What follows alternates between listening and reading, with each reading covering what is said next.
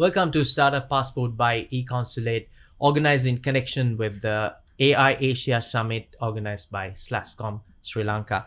Today we are here with Asela Waidyalankara, and he is the Managing Director of Talos Consulting. Welcome to the show, Asela.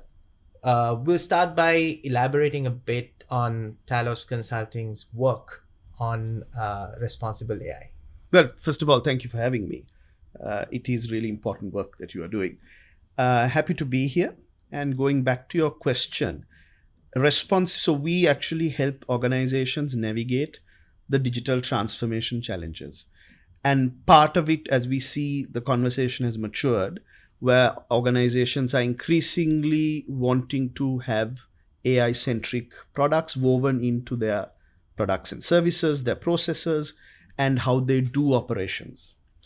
In that aspect, how we help those organizations is we ground them in terms of responsible AI.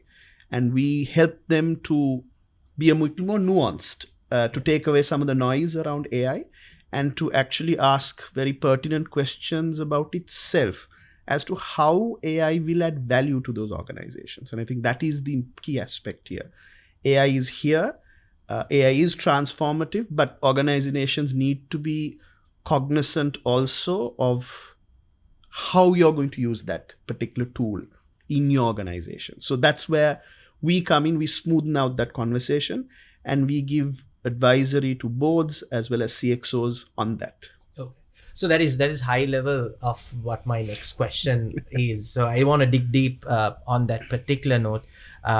So everyone wants to innovate. Everyone wants to innovate and integrate with AI and use thousands of tools available in the market.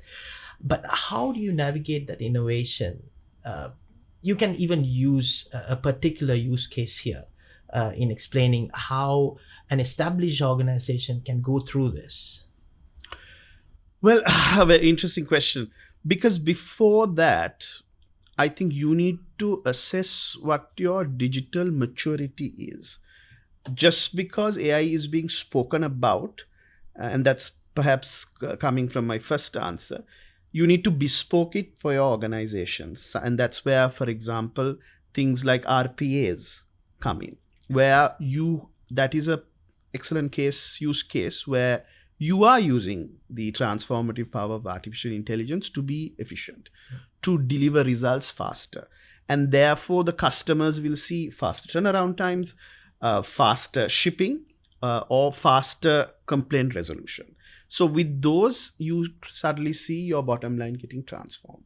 But again, you have to be conscious about how you phase those investments out. And this is how we come in with that conversation, because you need to first understand some of your digital assets, some of your systems. One thing we notice, for example, is there is fragmentation within your organization. You may have 10, 15 different systems not talking to each other.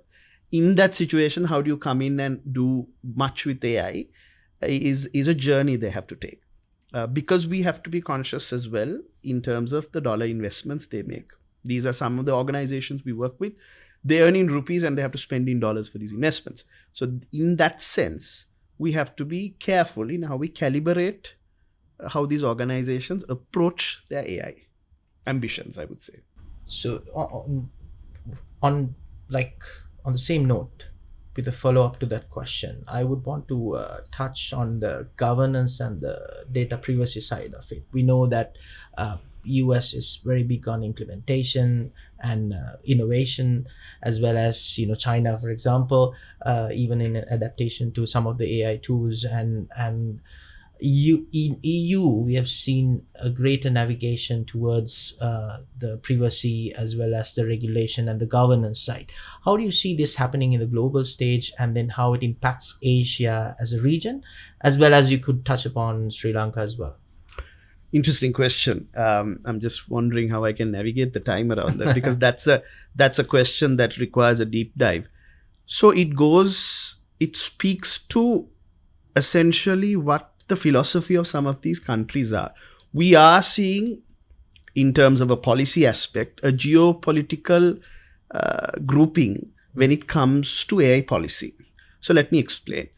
For example, if you see what's coming out of the European Union, what we call is it the Brussels effect, because they were the first out of the blocks when it comes to data privacy. In 2018, they introduced GDPR, essentially still seen as the gold standard for data privacy regulations globally. This year, they've taken the same step with the AI Act or AI Risk Act that the EU has implemented. So what we will see is Europe always taking the legislative route, the policy route, in terms of trying to sort of how we transact with these technologies in order to govern that. They sort of take the lead. Then you move into the US. Now, US, of course, still to this day doesn't have a federal data privacy law, something we can be proud of because we do have a very robust piece of legislation.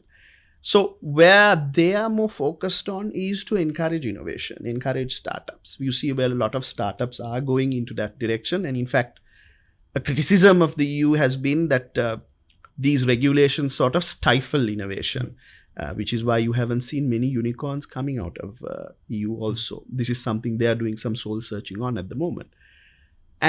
But even there, you see, for example, very recently, earlier this year, President Biden has released for the federal government executive order on AI. So he's actually telling how the transparency, the ethical usage of AI systems should be there in that particular. It's not something from Congress, but it is sort of a policy statement we're seeing. Then we move to this part of the world. We see actually a concerted effort, I would point to ASEAN, because all the digital ministers of the ASEAN region have got together and formed a digital, AI roadmap. And there they have outlined the values that they want their country's AI legislation to take. And they have also emphasized the human centricness. And I think this is where countries in the global south, we will see sort of all of us coming together.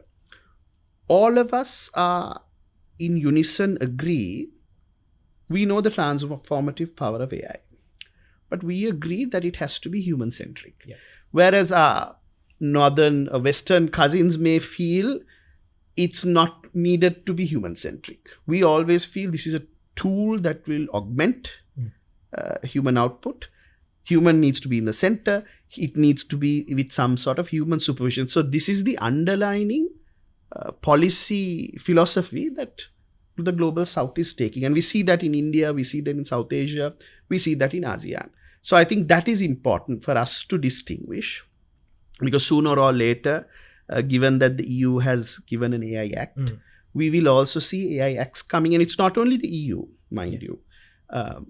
India is thinking about AI legislation. Bangladesh is thinking about it. Malaysia, Vietnam, and Indonesia, all three countries are thinking about introducing. So sooner or later, these are our source markets. Yeah. These are markets that we engage in. We will have to, organization point of view, have an internal compliance also directed towards those countries' legislation. So that's how I feel this entire thing is heading. I try to keep it as concise as possible because that's a larger discussion. And Asela, thank you for keeping that short, but also addressing all the aspects that I've asked. But also I want to touch upon a bit about the startup aspect. There are a lot of startups starting on AI these days, and they would want to develop their solutions to large organizations or the global markets, and we have a much larger audience at the global space who are connected with us. What is your advice, especially for a startup who's starting today, who's focused on doing almost all their products purely on AI? One thing we advise is to keep your faith. What do I mean by that? Fairness, accountability, transparency, and explainability. So if you have those aspects rooted in your development philosophy, how you use the data, because most of the time, especially with startups, I know they want to pivot. Sometimes they'll pivot overnight. But one thing you have to be conscientious of is you may be, if you really want to be a global startup, and this is what we foresee for most of our startups, you need to be conscious about how different jurisdictions treat data.